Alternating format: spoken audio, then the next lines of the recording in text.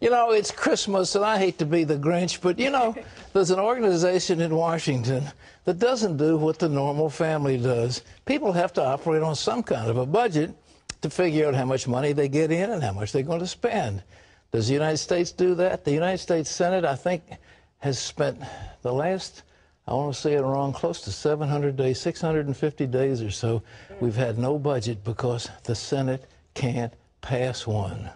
We're talking about a $1 trillion economy and no budget. It is absolutely crazy, Pat. You know what? Some people are just simply fed up with the last-minute spending bills and backroom deals. And as John Jessup explains, they've come up with a solution to make Congress work. The Senate. It's been called the world's greatest deliberative body. But lately, critics complain the upper chamber of Congress can only be described as unproductive. The House is going to do its job, and it's time for the Senate then to do its job.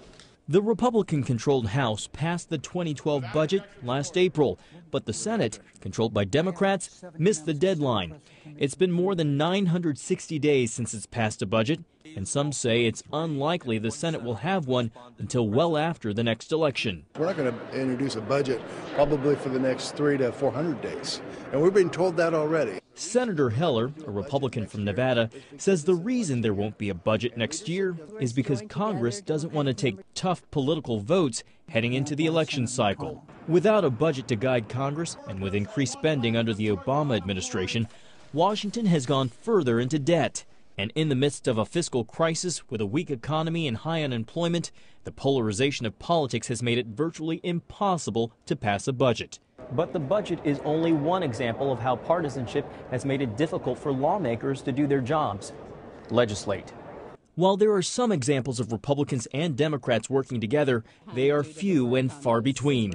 Some believe there won't be any agreement on key issues without a clear mandate from American voters. One senator recently said it's the only way out, comparing the time between now and Election Day as treading water, waiting for the verdict that will be rendered in 2012. But given the big problems facing the country economically, some say America can't afford to waste time. We don't have 11 months. We don't have time to wait to bring in people who are willing to work together. Tyler Sachs works with No Labels, a bipartisan group working to reform Congress. His organization thinks Washington is broken, but it also believes there are simple fixes to correct the system. Some of their ideas include requiring a 5-day work week for Congress, 3 weeks in Washington and 1 week in members' home districts, requiring an up or down vote on presidential nominations, and most importantly, docking Congress's pay if they fail to produce an annual budget. Heller is on board with the idea and introduced legislation in the Senate. If it takes us 2 weeks, 6 weeks, 6 months, I don't care. Whatever it takes in order to get that budget and those appropriation bills passed, no member of Congress will be paid. If it were law, it would force Congress to do its job. But it's not, and some say the Senate is more likely to finally pass a budget than to ever vote for restrictions that could dock their own pay. John Jessup, CBN News, Capitol Hill. Well, the problem you've got a Democrat-controlled Senate, and you have a man in the White House who loves to campaign. He loves to make speeches. I was with the head of the National Chamber of Commerce yesterday, and he said, "Did you hear the president's speech in Kentucky?" He said it was just blatant class warfare. So he likes to go out and attack people, but how about governing? He doesn't like to govern. That's too messy. So he lets Congress do whatever it wants to do, and Congress won't do anything. So the Senate is dysfunctional. I was in era at 40. It's over 900 days. That's essentially, it's about 3 years they haven't had a budget.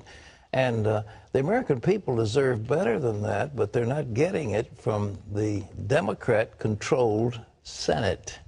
Well, Lee Webb has the rest of our top stories in the CBN newsroom. Lee? Well, Pat, related to that, Senate Democrats vow to kill the latest House bill to extend payroll tax cuts through next year.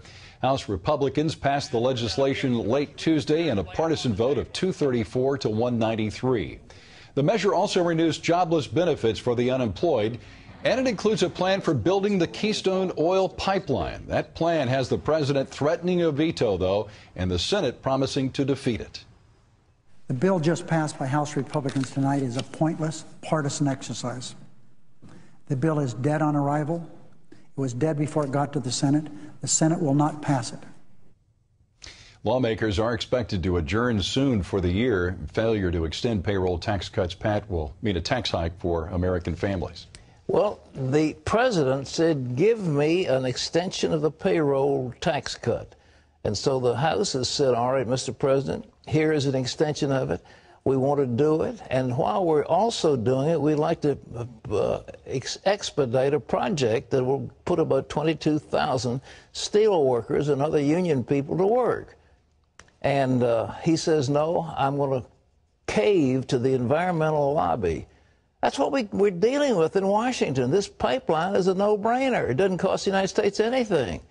And yet it's going to put people to work. It's going to be a creator of business and jobs. But the president doesn't want business and jobs. He wants to cater to the special interests that he considers are important. So the environmentalists, and what did that TransCanada do? They said, well, we know this thing is going to skirt the Ogallala Aquifer, and we think a leak there could be very devastating. So we're going to reroute the pipeline, take it a little bit east and then south, and we will avoid the aquifer, which takes away the environmental concerns. But they still don't want it. They don't want anything that's not green. If we'd had 1,000 windmills out there in Nebraska, they'd applauded for that one. Well, in any event, that's the gridlock you're facing, ladies and gentlemen. Something has got to be done, or America, 1 year from now, is going to be in serious crisis internationally and financially. Lee? The National Transportation Safety Board is calling on all 50 states to ban drivers from using cell phones, including hands-free devices. The board cited the case of a deadly highway pileup in Missouri last year. Investigators believe it was caused by a 19-year-old driver who sent or received 11 text messages in the few minutes before that accident. A 15-year-old student on a school bus was killed. 38 others were injured. The board does not have the power to impose the regulations. That's up to individual states. A U.S. government body that monitors religious liberty worldwide is in danger of shutting down. Congress created the U.S. Commission on International Religious Freedom in 1998. It tracks religious rights issues around the world and advises the U.S. State Department. USCIRF, as it's called, only has a $4 million budget, but this year its reauthorization is being held up in the Senate. The Commission's chairman told CBN News what will happen if Congress fails to act.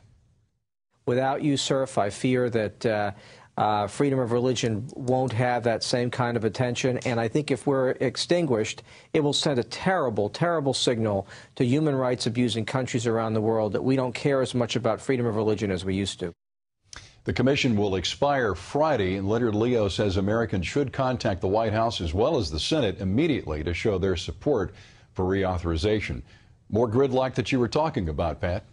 This is shocking, Lee. It's just shocking. We're talking about a few $1 million. It's a rounding error in that huge budget we've got. It's nothing. But yet, why? Partisanship? Or are they just inactive? I mean, what's wrong with those senators? I mean, they get paid to work. They're not doing anything. They're not doing anything except just stealing. The House of Representatives has passed how many? 40 or 50 bills, 60 bills? I don't know the exact number, but it's many of them. They've passed them and sent them out to the Senate where they die. And yet the president's going to come and campaign against it and to do nothing Congress. The Republican House is willing to do something, and they're willing to sit down and negotiate with those on the other side who are willing to be serious. But they're not serious. Nobody's serious. It's all politics. When are we going to put the good of America first? That's what counts. What about the good of all of us? Not your special interest groups, but everybody. That's what you're there to do, to take care of the needs of this nation. Lee? Muslim groups in Egypt want tourists in their country to conform to Islamic law. The Muslim Brotherhood and Salafi Muslims dominated in recent elections in Egypt. Now the media and the public there want them to define their stance on a wide range of issues, including tourism. Some Islamists want tourists to exercise so-called sin-free vacations that do not permit alcohol, bikinis, or mixed bathing at beaches. Well, first Christians complained. Now Muslims are upset. Still, big box retailer Lowe's stands by its decision to pull advertising from the television program The All-American Muslim. Ephraim Graham has more. The new reality show chronicles the lives of 5 Muslim families living in Michigan. Last week, retail giant Lowe's pulled all advertising from the program after the Florida Family Association launched a campaign against the show. Since then, the evangelical group's website has been hacked. Muslims like Suhailia Amin, who is featured on All-American Muslim, say people need to open their minds to learning about their fellow American citizens. I would hope that people would not be so quickly to acquiesce to hatred and bigotry and would rather engage in dialogue. But David Canton from the Florida Family Association says the show pushes an Islamic agenda. He says, this program creates an image that is harmful education-wise to the belief structure and memories of millions of Americans who will look at this and say, all Muslims are like that, when that is not accurate. Ibrahim Baised is the president of the Islamic Research Foundation International in Louisville, Kentucky. He says people need to remember there are extremists in all religions. No matter who you are, whether a Muslim, Christian, Jew, Hindu, it doesn't matter. We should respect each other, and we are neighbors, Meanwhile, Lowe's says they only pulled advertising to avoid being caught up in what they saw as a controversial issue. Ephraim Graham, CBN News. After being hacked, the Florida Family Association had to shut down its website. Now, if you have an opinion on Lowe's decision, visit cbnnews.com or our Facebook and Twitter pages to let us know what you think. Atheist groups are working to drive Christ out of Christmas in one California town. For years, churches in Santa Monica have set up a nativity scene in a park. In the past, they've used 14 out of the park's 21 spaces for the scene. But this year, the city started a new lottery system in order to distribute those spaces. Atheist groups won 18 spots, but choose to decorate only 3. 15 spaces are empty. One atheist display shows Jesus Christ, Santa Claus, and Satan. And this is what it reads. 37 million Americans know myths when they see them. What myths do you see? End quote. 2 churches and a synagogue were able to claim the other 3 spots. Pat? Well, the best test of truth is in the marketplace. I don't mind going to the marketplace, but here, again, that's not freedom of speech. They want to shut down the speech of somebody else, so they buy up those spaces and then prohibit anybody from using them. They just stand vacant. They can't use them. They got nothing to say. What do atheists have to say? They have nothing to say. They have no message. So we have a glorious message of the coming of the Savior, which has thrilled the hearts of literally billions of people around the world. And we're going to shut that down because the atheists hate the message of truth. Billionaire Paul Allen is picking up where NASA left off. The Microsoft co-founder is launching a new commercial space travel company. Allen is teaming with aerospace pioneer Burt Rutan to launch tourists into orbit in what will be the largest aircraft ever flown. There it is. The plane will be large enough to carry a manned rocket under its wing. When it gets to about 30,000 feet, the rocket will separate and blast into orbit. Allen says the first test launch will take place in 2015. Amazing. The former model injured by a plane propeller last week is making amazing progress in her recovery. We're glad to report Lauren Scruggs is able to eat some of her favorite food again, and she started walking the halls in her hospital with the help of a therapist. Doctors are concerned, though, that Lauren may lose her left eye, but they say her facial nerves are healing well, and her parents call her progress miraculous. She's smiling, her face, she's able to raise both eyebrows. Yeah. That doesn't sound like a big deal, but they were worried about the nerve on one side, and she's able to do that. So we're so grateful and thankful for all of that. Officials say Scruggs was moving in the dark towards the front of a small plane when she was struck by its propeller. You can always get the latest from CBN News by going to our website at cbnnews.com.